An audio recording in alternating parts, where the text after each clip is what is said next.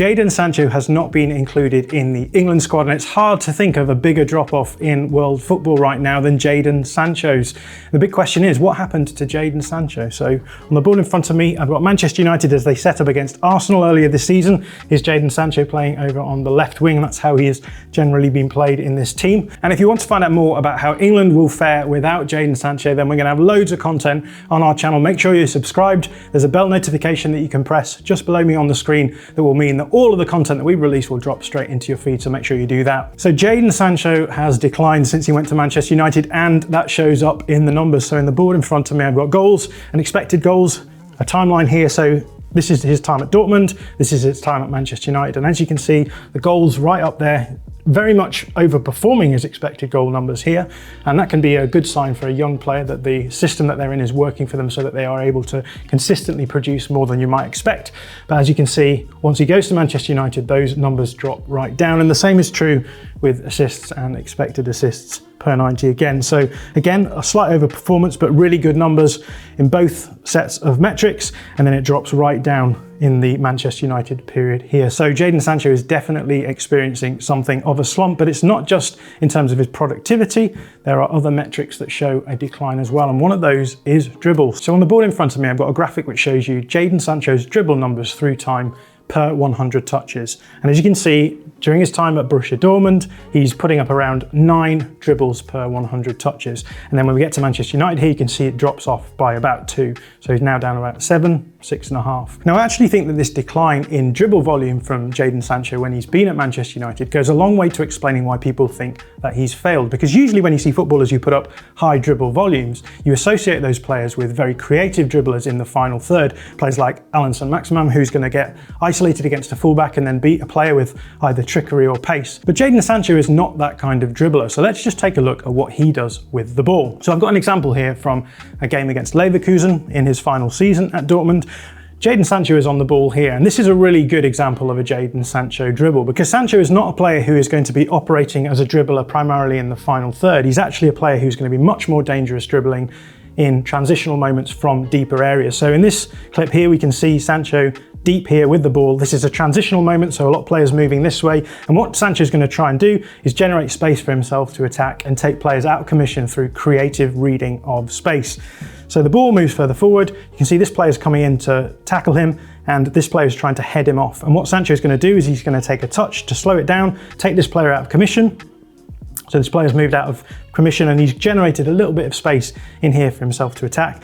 And this player is now going to come in, and before he does that, Sancho is just going to step forward, and you can see he gets past this player. Now that counts as a dribble, but it's not what most people think of when they think of dribbling. And that is how Jadon Sancho dribbles. He picks the ball up deep, he works in these transitional moments at speed, and he's able to create and exploit space for himself, rather than what we usually associate with dribbling, as we said, which is getting into isolated areas against fullbacks and taking the ball around them. But that's not to say that Jadon Sancho doesn't get isolated against fullbacks, but when he actually gets into those situations, he behaves in a very different way. So I've got a very nice example of that happening here in a game against Schalke as well. So this is a much more classic winger situation. We've got Jadon Sancho hugging the touchline here. The ball is going to end up at his feet. Here's the fullback that he's going to get isolated against, and that's exactly what happens. Now, in this sort of situation, you might expect a really creative dribbler to take this player on, go one way or the other. But what Sancho actually does here is that rather than trying to go around the fullback, he holds onto the ball, and this has the effect that it baits the other player in, and that generates space that Bellingham can get into, so that in this situation now, rather than having to go around the player, we can see Sancho just has to flick the ball with the outside of his foot into space for Bellingham, who's unchallenged now in the area. He can play the ball back across the goal, and then the chance is finished. And this is what made Jadon Sancho so dangerous for Borussia Dortmund, because when he gets into these sorts of situations where he's isolated against a fullback, he's going to play these creative passes down into these sorts of areas, generate space for himself to be able to play the ball into this sort of area.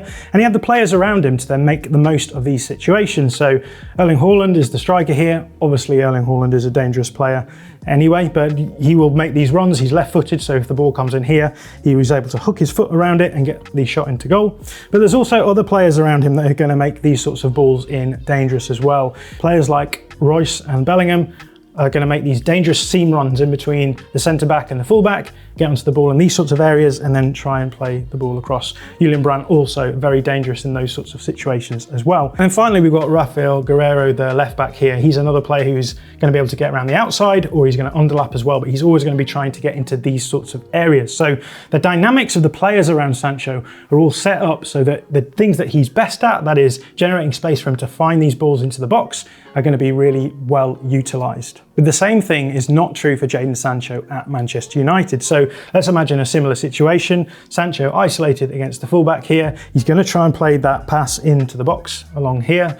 But the players around him are now very different. So we've got Marcus Rashford, who is probably better in much more transitional situations, so getting in behind pushed up defences, but he can get into these sorts of areas. But the big issue for Manchester United and Jadon Sancho is that the players behind Marcus Rashford, he has these two players, Christian Eriksen and Bruno Fernandes, and they are much less likely to make these sorts of dangerous seam runs into this sort of area to pick up the pass that Sancho wants to create. And that's partially because these two players are not particularly aggressive runners, but also because they are right-footed. And so if they get into this sort of area with the ball, it's much harder to play this cross back across the box.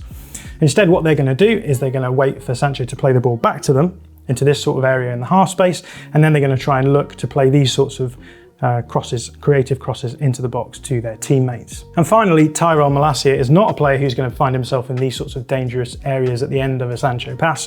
He is much more likely to invert and sit in this sort of area. Sometimes we'll get in behind, but he's much less likely to be aggressive in his running too. So the players around Jadon Sancho are really not maximising his upside. And that's part of the reason, I think, why Jadon Sancho is struggling right now for Manchester United. Now the question is, how do you solve this problem? I think there are two solutions to the problem. One of the solutions is to try and find players around Jadon Sancho who are going to be much better at finding these sorts of areas on the pitch. So for example, we could take off Malacia and bring on Shaw. Now Shaw has been playing more recently. He's a sort of player who will do what Rafael Guerreiro does. He will overlap, he will underlap, he will get into these sorts of areas and play those dangerous passes across the box like that. Another solution is that you could bring off Christian Eriksen and then bring on someone like Fred, who is a much more dangerous seam runner, so he would make these sorts of runs into that kind of area as well.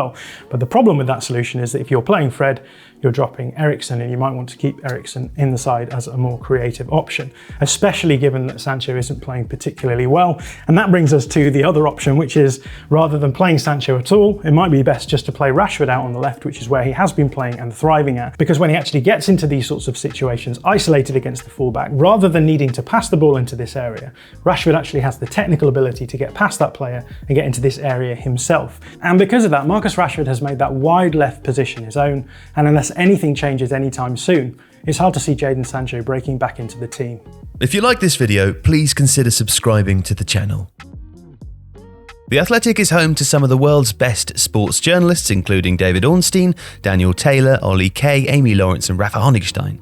There are journalists dedicated to each Premier League team, so every fan gets the coverage they deserve, not just the big clubs. And you can try it for free now for 30 days. See the link in the description.